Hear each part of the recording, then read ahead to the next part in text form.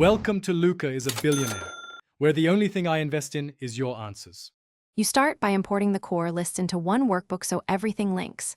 Once your student ID and class code fields are standardized, create a master index sheet.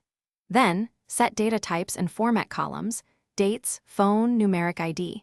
You should enable Excel tables now to simplify ranges. This makes formulas update automatically.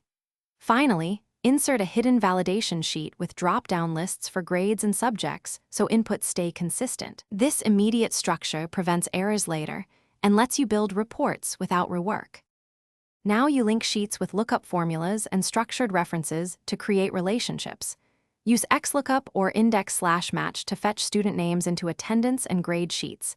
This keeps ID as single sources of truth. Once done, build calculated columns for attendance percentage and grade averages so metrics auto-update.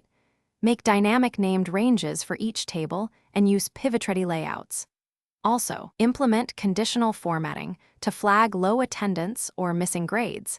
This visual layer speeds decision-making. Finish by building dashboards that summarize enrollment, attendance trends, and grade distributions using pivot tables and slicers for interactivity. Make sure to lock formulas and protect sheets while leaving input areas editable. This prevents accidental breaks. Once dashboards work, document refresh steps on a README and set a backup routine. If something goes wrong, first check the master index for mismatched keys and then refresh all connections. That usually resolves missing rows or wrong lookups. This completes the build and keeps the system reliable. Thanks for watching and please subscribe. It's the best investment you'll ever make.